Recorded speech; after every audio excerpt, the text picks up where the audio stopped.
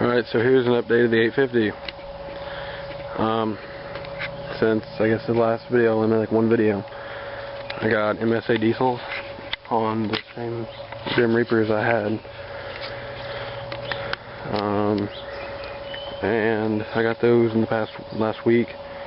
And yesterday came in my hot seat performance slip-on.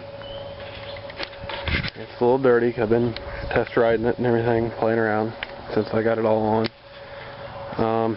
Exhaust, that sounds awesome. I think it picked up a little bit of power. I can't tell too much yet, but it seems like it. And I guess I'll make a sound clip.